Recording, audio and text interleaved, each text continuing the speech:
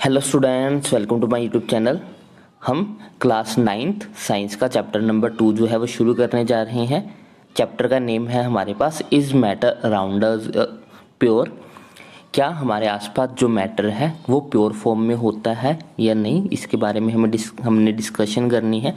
इससे previous chapter में, chapter number 1 में हमने जो है वो मैटर के बारे में जाना था कि मैटर क्या होता है, कैसे बनता है, मैटर की क्या क्या प्रॉपर्टीज़ होती हैं, उसकी क्या क्या करैक्टरिस्टिक्स हैं। उसके बाद हमने स्टेट्स ऑफ मैटर के बारे में जानना था और भी मैटर के बारे में जो कुछ भी रिक्वायर्ड चीज़ें थी वो सभी हमने जानी थी चैप्टर नंबर 1 में। अगर आपने वो वीडियो अभी तक नहीं देखी है तो आप उस वीडियो को जाके देख सकते हो। आज अब इस चैप्टर में, चैप्टर नंबर 2 में जो हमारा मेन फोकस होगा वो इस बात पे होगा कि हमें ये जानना है कि जो मैटर होते हैं क्या वो प्योर होते हैं। तो चैप्टर में आगे बढ़ने से पहले हम सबसे पहले एक वर्ड के बारे में जानेंगे, प्योर वर्ड के बारे में। आप सभी ने प्योर के बारे में सुना होगा, इस वर्ड से आप बहुत अच्छे से जो है वो फेमिलियर होंगे। आपके घर आर्टिकल्स जितने भी खाने वाली मोस्टली चीज़ें आती हैं उनके ऊपर प्योर लिखा होता है, जैसे कि प्योर घी लिखा होता है, प्योर मिल्क लिखा होता है, प्योर सॉल्ट लिखा होता है। तो एक कॉमन इंसान, एक आम इंसान जब भी प्योर शब्द के बारे में सुनता है तो उसके दिमाग में ये आता है कि प्योर का मतलब उसमें कोई मिलावट नहीं है, वो पूरी तरह से शुद्ध है, उसमें किसी भी तरह की कोई मिलावट नहीं है। तो प्योर का मतलब वो यही समझता है कि प्योर का मतलब बिल्कुल शुद्ध, उसमें किसी भी तरह की कोई अल्ट्रेशन ना हो, उसमें किसी भी तरह की कोई भी इम्प्योरिटी मिक्स ना की हो, उसमें कोई भी मिलावट ना की गई हो, तो उसको प्योर बोलेंगे। लेकिन जब एक साइंटिस्ट या फिर एक ऐसा आदमी जो कि साइंस के बारे में जानता है, जब वो प्योर शब्द की बात करता है तो उसके लिए इस दुनिया में कुछ भी प्योर नहीं है। ऐसा कोई भी सब्सटेंस नहीं है जो बिल्कुल प्योर हो, जिसमें कोई और चीज़ ना मिली हो। जैसे कि फॉर एग्जांपल अगर आप दूध की ही बात करो, अगर आप मिल्क की बात करो तो मिल्क प्योर नहीं होता। मिल्क जो है वो पानी, फैट, ऑयल ऐसी चीज़ों से मिल के बना होता है। जब उसमें इतनी सारी चीज़ें हैं तो हम उसको कैसे बोल सकते हैं कि वो प्योर है। प्योर का मतलब तो यही हुआ कि उसमें सिर्फ एक चीज़ ही होनी चाहिए। लेकिन जब दूध में इतनी सारी चीज़ें हैं, उसमें पानी भी है, उसमें तेल भी है, उसमें फैट भी है, उसमें उसमें आयरन भी होता है, तो दूध में जो है वो काफ़ी सारी चीज़ें मिली होती हैं, तो फिर भी हम उसको प्योर कैसे बोल सकते हैं। तो कॉमन इंसान के लिए प्योर मिल्क का मतलब ये हुआ कि उसमें पानी ना मिला हो, उसमें कोई अल्ट्रेशन ना की हो, उसमें मिलावट ना की गई हो। लेकिन एक ऐसा इंसान जो कि साइंस के बारे में जानता है या फिर जो साइंटिस्ट है, उसके लिए दूध जो है वो कभी भी प्योर हो ही नहीं सकता, क्योंकि दूध जो है वो मिक्सचर है दो तीन या तीन से ज़्यादा चीज़ों को आपस में मिला के जो है वो मिल्क बनता है। तो आप, आई होप कि आपको प्योर शब्द के बारे में जो है वो क्लियर हो गया होगा कि हम यहाँ पे प्योर किस लेवल की बात करेंगे। हम यहाँ पे उस प्योर शब्द की बात नहीं कर रहे जो आप अपनी डेली लाइफ में यूज़ करते होंगे। हम यहाँ पे प्योर का मतलब हमारा ये होगा कि उस सब्सटेंस में सिर्फ एक ही चीज़ प्रेजेंट होनी चाहिए, उसके अलावा उसमें कोई भी चीज़ नहीं होना चाहिए। प्योर का मतलब यहाँ पे मिलावट नहीं है। तो चैप्टर पढ़ते हैं। हाउ डू वी जज whether milk, ghee, butter, salt, spices, minerals, water और juice that we buy from the market are pure। हम कैसे जज करते हैं जो भी हम मार्केट से चीज़ लेके आते हैं कि वो प्योर है या नहीं। Have you ever noticed the word pure written on the packages of these consumables? जितने भी हमारे खाने वाली चीज़ें होती हैं हमने उसके ऊपर जो है वो प्योर शब्द को लिखा हुआ जो वो काफ़ी बार नोटिस किया होगा। For a common person pure means having no alteration. एक कॉमन इंसान, एक आदमी, उसके लिए प्योर शब्द का मतलब है कि उसमें किसी भी तरह की कोई अल्ट्रेशन नहीं है, उसमें किसी भी तरह की कोई मिलावट नहीं है। But for a scientist, all these things are actually mixture of different substances and hence are not pure। लेकिन एक साइंटिस्ट के लिए ये सारी चीज़ें जो है वो एक मिक्सचर है जो कि अलग अलग सब्सटेंसेस को आपस में मिला के बनाई गई हैं, तो इसलिए वो प्योर तो नहीं हो सकती। साइंटिस्ट के लिए कोई भी चीज़ जो है वो प्योर नहीं है क्योंकि वो किसी ना किसी चीज़ से मिल के बनी होगी। For example milk is actually a mixture of water, fat, proteins etcetera. जो हमारा दूध होता है वो मिक्सचर है पानी का, फैट का, प्रोटीन्स का एक्सेट्रा, उसमें और भी काफ़ी सारी चीज़ें होती हैं। When a scientist says that something is pure, it means that all the constituent particles of that substance are same in their chemical nature. अगर एक साइंटिस्ट बोल रहा है कि ये चीज़ प्योर है तो इसका मतलब ये होगा कि उस चीज़ के अंदर जो भी चीज़ प्रेजेंट है वो सभी जो है वो सेम है, उनका जो केमिकल नेचर है वो बिल्कुल सेम है, एक ही तरह की चीज़ है उसके अंदर और उसके अलावा और भी कुछ भी उसके अंदर नहीं है। साइंटिस्ट के लिए प्योर का मतलब एक मैटर उसके अंदर जितने भी पार्टिकल्स हैं वो सारे सेम तरह के होने चाहिए, उनका केमिकल नेचर जो है वो सेम होना चाहिए। A pure substance consists of a single type of particle, या फिर हम सिंपल भाषा में ये कह सकते हैं कि जो प्योर सब्सटेंस होगा उसमें जितने भी पार्टिकल्स होंगे वो सारे सिंगल टाइप के होंगे, सभी एक जैसे पार्टिकल्स ही होंगे। पार्टिकल्स हम ये जानते हैं कि सभी मैटर्स जो है वो पार्टिकल से मिलके बने होते हैं, तो अगर वो प्योर मैटर है तो उसके अंदर जितने भी पार्टिकल्स हैं वो सारे के सारे जो है वो सिंगल टाइप के होने चाहिए, मतलब कि एक जैसे होने चाहिए।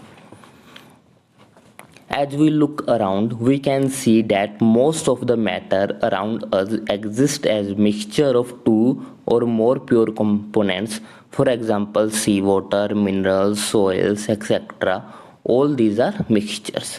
अगर हम अपने आसपास को देखें अच्छे से ध्यान से अगर हम देखें तो हमारे आसपास जितने भी चीज़ें हैं, हमारे आसपास जो भी मैटर प्रेजेंट है वो मिक्सचर की फॉर्म में होता है। दो या दो से ज़्यादा चीज़ें जो हैं वो उसमें मिली होती हैं। जैसे कि हमारा अगर हम समुद्री पानी की बात करें, सी वाटर की बात करें, तो उसमें जो है वो सोल्ट प्रेजेंट होते हैं, वो पानी भी प्रेजेंट होगा।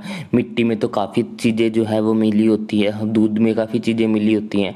हमारा कोई भी चीज़, हम अपने आसपास जितनी भी चीज़ों को देखते हैं वो सारे मैटर्स जो है वो दो या दो से ज़्यादा चीज़ों से मिलके बने होते हैं। तो नेक्स्ट है हमारे पास व्हाट इज मिक्सचर। मिक्सचर क्या है? मिक्सचर है कि जब दो या दो से ज़्यादा प्योर चीज़ें आपस में मिक्स हो जाती हैं तो उसको हम बोलेंगे कि वो मिक्सचर है। जैसे कि अगर मैं बात करूं दूध की, दूध जो है वो पानी से, फैट से, प्रोटीन से, इन सब चीज़ों से मिलके बना हुआ है। अब मैं जब पानी की बात कर रहा हूँ तो पानी प्योर है, पानी में कोई इम्प्योरिटी नहीं है। अगर वो डिस्टिल्ड है तो उसमें कुछ भी जो है वो कोई और चीज़ नहीं मिली हुई है। उसमें जितने भी मोलिक्यूल्स होंगे, जितने भी पार्टिकल्स होंगे वो सारे के सारे वाटर मोलिक्यूल्स होंगे। तो हम कहेंगे कि जो पानी है वो बिल्कुल प्योर है। ऐसी जो प्रोटीन्स होंगे, प्रोटीन्स के अंदर भी जितने भी उनके अंदर पार्टिकल्स होंगे वो सारे प्रोटीन्स के ही होंगे। तो प्रोटीन अकेले जब प्रोटीन है तब वो भी जो है वो प्योर फॉर्म में है, लेकिन जब वो मिलके आपस में मिलके दूध बनाएंगे तो दूध जो होंगे वो होगा वो प्योर चीज़ नहीं होगी, वो जो है वो उसको मिक्सचर बोला जाएगा। जब दो या दो से ज़्यादा प्योर चीज़ें आपस में मिलके एक नई चीज़ बना देती है तो उस नई चीज़ को हम मिक्सचर बोलते हैं। यहाँ पे लिखा भी है, mixtures are constituted by more than one kind of pure form of matter। ये जो है वो एक से ज़्यादा तरह की प्योर चीज़ों के मिलने से बनी हुई चीज़ है, नोन एज ए सब्सटेंस। उनको हम सब्सटेंस बोलेंगे जो अलग अलग चीज़ों से मिलके बना हुआ। जैसे कि दूध में जो प्रोटीन होगा वो एक सब्सटेंस होगा, फैट जो होगा वो भी एक सब्सटेंस होगा, वाटर जो होगा वो भी सब्सटेंस होगा। तो हम सिंपल ये कह सकते हैं कि मिक्सचर जो है वो दो या दो से ज़्यादा सब्सटेंसेस का कॉम्बिनेशन होता है। अ substance can not be separated into other kinds of matter by any physical process. एक सब्सटेंस को हम कभी भी जो है वो अलग नहीं कर सकते हैं। सब्सटेंस में जितने भी पार्टिकल्स हैं, जो भी पार्टिकल्स हैं, उनको हम कभी भी अलग नहीं कर सकते। उनको कभी भी किसी भी फिजिकल प्रोसेस की हेल्प से उनको सेपरेट नहीं किया जा सकता। A substance can not be separated into other kind of matter by any physical process. Example दी गई है नेक्स्ट हमारे पास, we know that dissolved sodium chloride can be separated from water by physical process of evaporation. हमें पता है कि हमने जो है वो सोडियम क्लोराइड को पानी में डिजोल्व कर दिया, नमक को अगर हमने पानी में डिजोल्व किया तो उसको हम उबाल के उसमें से जो है वो सोडियम क्लोराइड को अलग कर सकते हैं, सोल्ट को हम उसमें से अलग कर सकते हैं। आप नमक का सॉल्यूशन बना लो, उसे गर्म करना शुरू कर दो तो पानी जो है वो सारा का सारा इवेपोरेट हो जाएगा और नीचे जो है वो हमारे पास नमक फिर से बच जाएगा। लेकिन क्या हम नमक को सेपरेट आउट कर सकते हैं? क्या सोडियम क्लोराइड को सोडियम अलग और क्लोरीन अलग कर सकते हैं फिजिकल प्रोसेस से? इनको फिजिकल प्रोसेस से तो अलग नहीं किया जा सकता। हाँ, केमिकल मेथड्स हैं जिनके साथ हम इनको अलग कर सकते हैं, लेकिन कोई फिजिकल प्रोसेस ऐसा नहीं है जिससे हम नमक के अंदर के सोडियम क्लोरीन को अलग अलग कर सकें। However, sodium chloride is itself a substance and cannot be separated by any physical process into its chemical constituents। तो सोडियम जो है वो एक सब्सटेंस है और उसको हम सेपरेट आउट नहीं कर सकते। सोडियम क्लोराइड जो है वो एक सब्सटेंस है, उसको हम किसी भी फिजिकल प्रोसेस से जो है वो सेपरेट नहीं कर सकते सोडियम में और क्लोरीन से। सोडियम क्लोराइड जो है वो दो चीज़ों से मिलके बना हुआ है, सोडियम प्लस क्लोरीन, लेकिन वो आपस में जुड़े हुए हैं। उनको हम किसी भी फिजिकल प्रोसेस से जो है वो अलग नहीं कर सकते हैं। Similarly sugar is a substance because it contains only one kind of pure matter and its composition is the same through out. इसी तरह जो हमारी शुगर है वो भी जो है वो बिल्कुल प्योर फॉर्म होती है। शुगर के में जितने भी पार्टिकल्स प्रेजेंट होते हैं वो सारे के सारे शुगर के पार्टिकल्स ही प्रेजेंट होते हैं, वो एक प्योर सब्सटेंस है। नेक्स्ट हमारे पास है soft drink and the soil are not single substance. Soft drink हो गए, सॉइल होगी, मिट्टी होगी, ये जो है वो हमारी सिंगल सब्सटेंस नहीं है। इसमें जैसे कि सॉफ्ट ड्रिंक में हमारे पास फ्लेवर मिले होंगे, वाटर होगा, उसमें कार्बोनिक एसिड प्रेजेंट होता है। तो सॉफ्ट ड्रिंक में जो है वो काफ़ी सारी चीज़ें आपस में मिली होती है, तो इसको हम सिंगल सब्सटेंस तो नहीं कहेंगे। However, the source of a substance may be it will always have the same characteristics of the properties। उसमें जितने भी सब्सटेंस होंगे हो सकता है कि उनकी प्रॉपर्टीज जो है वो सेम हो। Therefore we can say that the mixture contain two more than one substance। इसीलिए हम कहते हैं कि जो मिक्सचर होता है, मिक्सचर में एक से ज़्यादा सब्सटेंस जो है वो प्रेजेंट होते हैं। जरूरी नहीं कि दो प्रेजेंट हो, तीन प्रेजेंट हो, कितने भी प्रेजेंट हो सकते हैं। तो अब मिक्सचर हम किसको बोलेंगे? मिक्सचर, अगर हम मिक्सचर की बात करें तो मिक्सचर एक ऐसी चीज़ है जिसमें दो या दो से ज़्यादा प्योर चीज़ें जो है वो आपस में मिली होती हैं, या फिर हम ये कह सकते हैं कि दो या दो से ज़्यादा सब्सटेंसेस को आपस में मिला दे तो हमारे पास जो चीज़ बनती है उसको हम मिक्सचर बोलेंगे। और जो ये सब्सटेंस होते हैं इनको हम कभी भी किसी भी फिजिकल मेथड से जो है वो सेपरेट आउट नहीं कर सकते। नेक्स्ट है हमारे पास टाइप ऑफ मिक्सचर्स। मिक्सचर जो है वो कितनी तरह के होते हैं?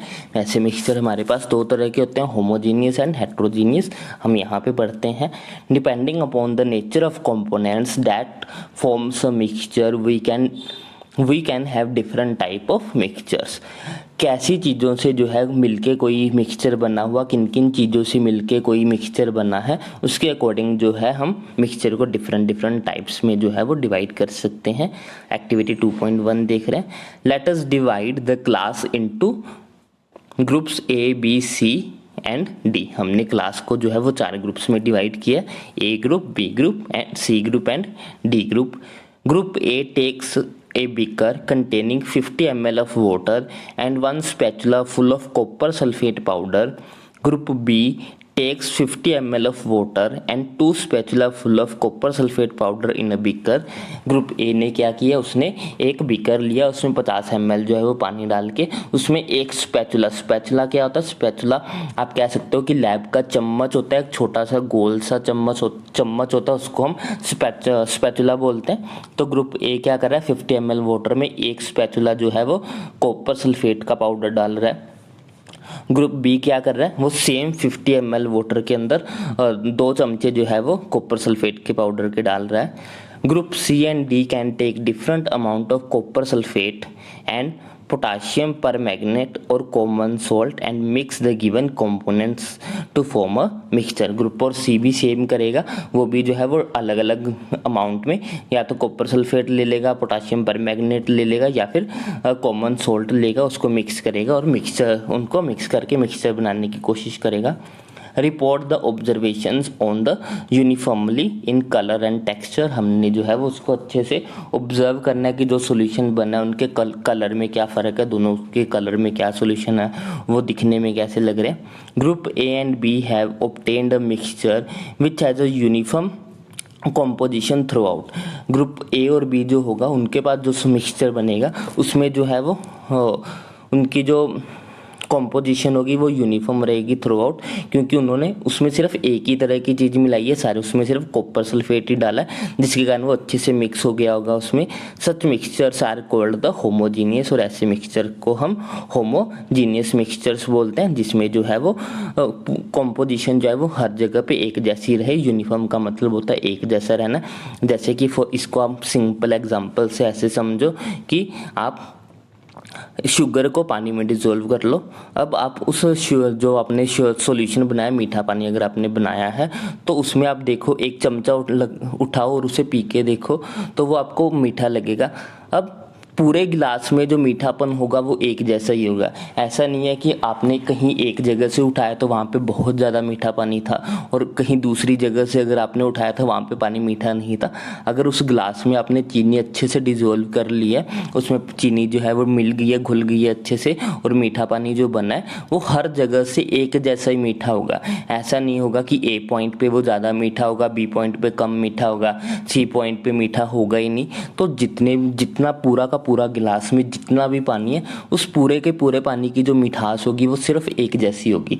तो इसको हम बोलेंगे कि जो शुगर थी वो पूरे सॉल्यूशन में यूनिफॉर्मली डिस्ट्रीब्यूट हो गई है, हर जगह पे एक जैसी डिस्ट्रीब्यूट होगी। ऐसा नहीं है कि एक कोने में ज़्यादा इकट्ठी हो गई है, दूसरे कोने में थोड़ी कम हो गई है, ऐसा नहीं है। वो हर जगह पे जो है वो बिल्कुल एक जैसी जो है वो डिस्ट्रीब्यूट हुई है। इसको हम बोलते हैं यूनिफॉर्म कॉम्पोजिशन थ्रू आउट। ऐसे सॉल्यूशंस को हम होमोजीनियस सॉल्यूशन बोलते हैं।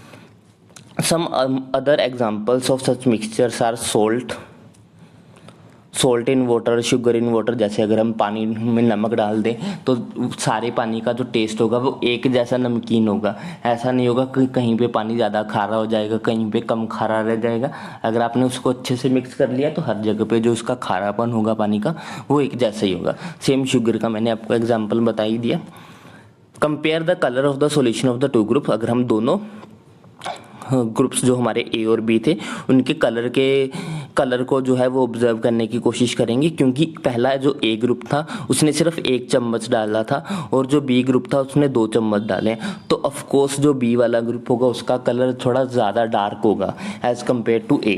अगर आप 1 चम्मच मीठा पानी, 1 चम्मच शुगर डाल के मीठा पानी बनाओ तो उसकी मिठास थोड़ी कम रहेगी एज़ कम्पेयर टू अगर आप उसमें 2 चमचे मीठा का शुगर के डालो। तो ऐसी जिस ग्रुप बी ने उसमें 2 चमचे कॉपर सल्फेट के डाले थे तो वो ज़्यादा कलरफुल होगा, क्योंकि वो ज़्यादा कलर प्रोवाइड करेगा, क्योंकि हमने ज़्यादा क्वांटिटी में उसमें कॉपर सल्फेट डाला है। तो both the groups have obtained the copper sulfate solution but the intensity of the color of the solution is different। यहाँ पे इंटेंसिटी का मतलब यह है कि उसकी डार्कनेस, कलर की जो डार्कनेस होगी वो अलग अलग होगी। एक का थोड़ा लाइट होगा और एक का थोड़ा डार्क होगा। जिसने थोड़ा ज़्यादा कॉपर सल्फेट डाला उसका थोड़ा कलर जो है वो डार्क आएगा। This shows that the homogeneous mixture can have a variable composition.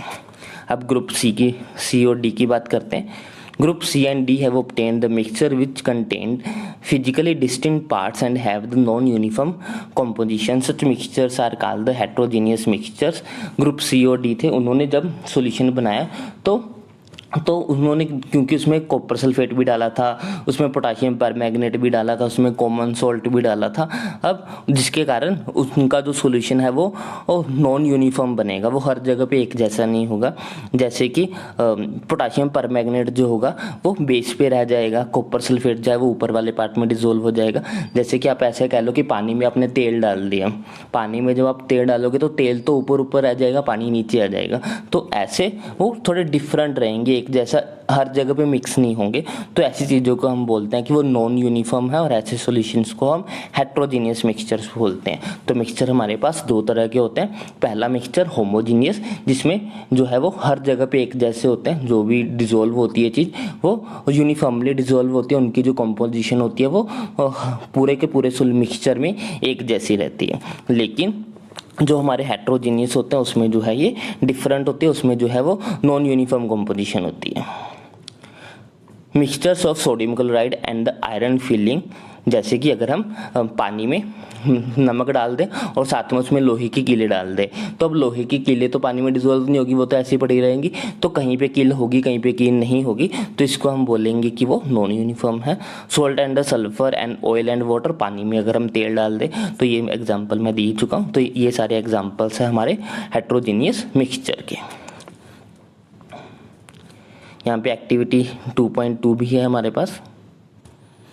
Activity 2 में हमें बोला let us again divide the class into the 4 group, फिर से क्लास को जो है वो हमने 4 ग्रुप्स में डिवाइड किया। Distribute the following sample to each group, हर ग्रुप को जो है वो हमने ये सैंपल दिया। फर्स्ट को जो है वो few crystals of copper sulphate to group A group को हमने कॉपर सल्फेट के कुछ क्रिस्टल्स दिए, क्रिस्टल का मतलब होता है कुछ दाने दे दिए। 1 spatula full of copper sulphate to the group B को जो है वो हमने उसके क्रिस्टल नहीं दिए, उसको पाउडर फॉर्म में दिए, उसको जो है वो 1 स्पैचुला जो है वो हमने कॉपर सल्फेट दिए।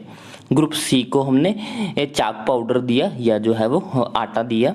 ग्रुप डी को हमने जो है वो मिल्क की कुछ बूंदें या फिर इंक की कुछ बूंदें दी हैं।